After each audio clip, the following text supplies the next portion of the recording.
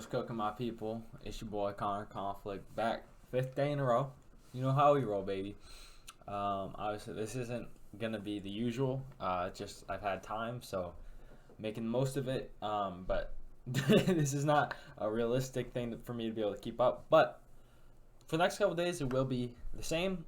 As you tell by today's title, breaking down Brian Daboll's fit for the Miami Dolphins. I believe the betting odd favorite. Let me go double check real quick. I'm pretty sure he is the favorite. The odds change day to day, but I'm pretty sure he's there. It's either him or Peterson. I'm not fully sure. Let me just double check. Go to my dog Hoots' Twitter. We all love him. I hope I pronounced that right. That's just how I read it. I've always read it. It's Hoots. Hoots or Hoots? Whatever. Yeah, Brian Daboll is the favorite, then Doug Peterson. So, betting favorite for the Dolphins coaching job, Brian Daboll. We're going to break him and his fit for the Dolphins down in this video. Most notably from Dolphins fans, whatever that was.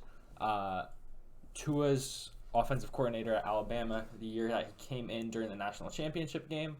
I'm not sure if you guys have read the same report that I did, but he wanted to turn to Tua earlier in the season over Hurts, but Saban kind of brushed him off. I think that was part of the reason he left. Not fully sure. I mean, he got an OC job in the league, so I'm not sure. But I know he did want to turn to Tua quicker than he did. And also, I haven't found the report, but Travis Wingfield, Dolphin legend, loves to quote him in saying in Tua having keyhole accuracy. Like, good quarterbacks can hit the doorknob, but Tua can hit the keyhole, something like that. Good quote, whatever. So, start from the jump. Ton of coaching experience, which is a pro in terms of him leading the team. Early career, he spent with the Patriots. Not like that, though. Not like Flores' level. Then with the Jets QB coach, offensive coordinator for the Browns, and then a year in Miami with Tony Sparano. Chiefs OC, I think he got canned, and then went back to the Patriots as an offensive assistant. Then is when after that is when he went to Alabama for Tua's year as an co-offensive coordinator with Mike Loxley, who's now the Maryland head coach with Tua's brother Talia. Shout out Talia. Then he became the Bills' offensive coordinator. Now,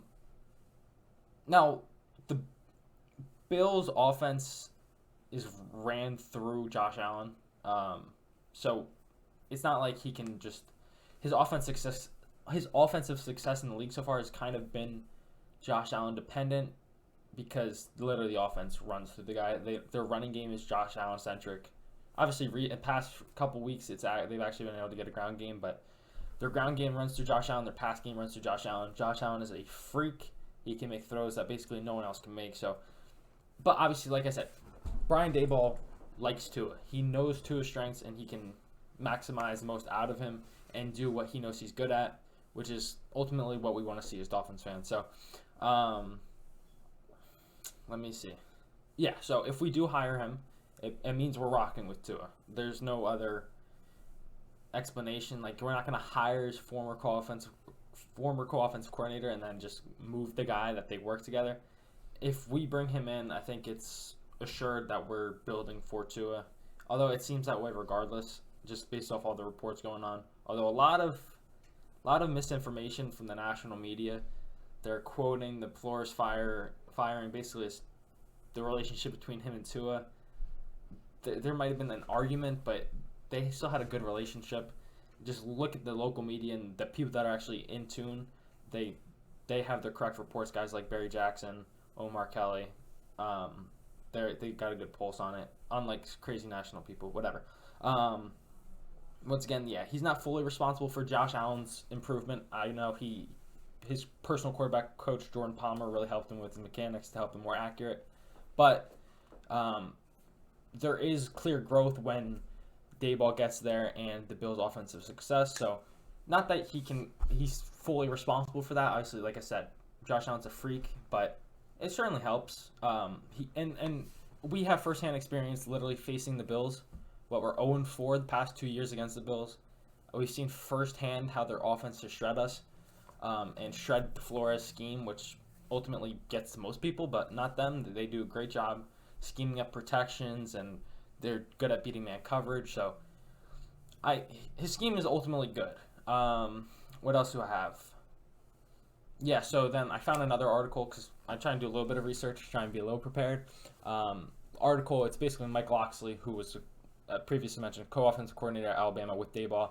And his article breaking down some of the stuff in some of Daboll's play calls and how he is as a play caller, which I'm assuming if he comes to our coach, he's probably going to be the play caller.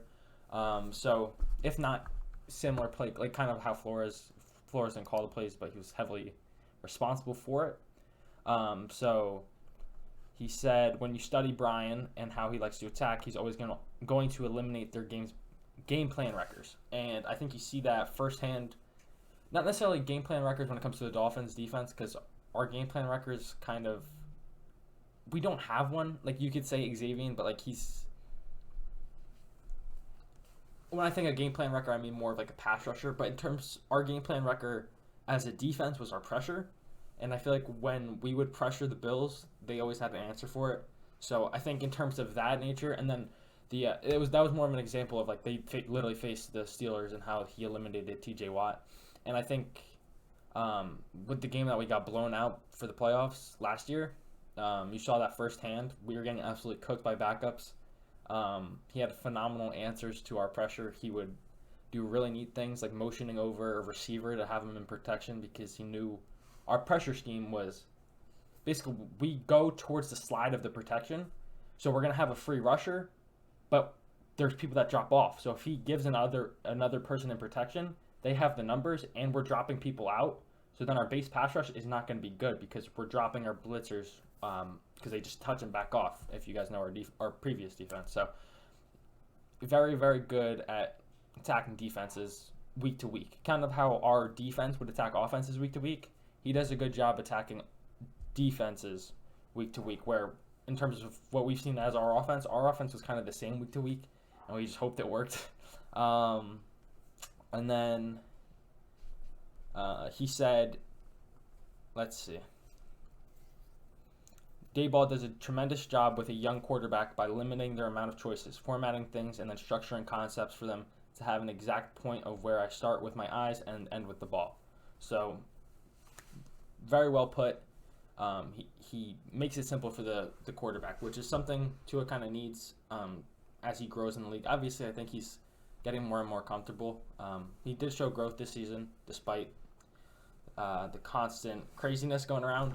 And even in that same article, like they explained how,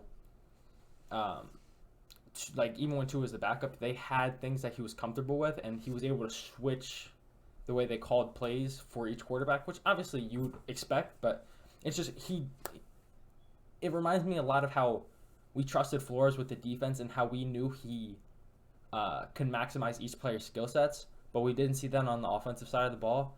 It sounds like Daboll is able to do that. So in terms of the other side of the ball, it could be concerning, but it's positive in terms of he can get the most out of his guys. He's going to set us up for positions to succeed.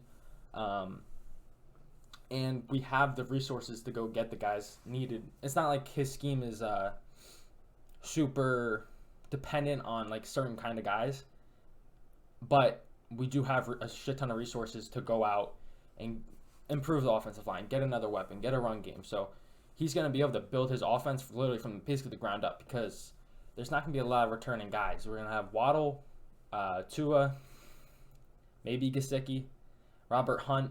I really don't know if you can lock anyone else in as a starter on the offense besides those guys because the offensive line is a mess. And hey, maybe a new coach can get more out of him, which would be dope. But if not, we're going to have to spend in free agency, and I hope we do. So that was the video for Daboll. Tomorrow is going to be Mike McDaniel. Comment down below any other content you want to see. Let me know what you think about Brian Daboll as the betting favorite for the job. Would you be happy? Would you be mad?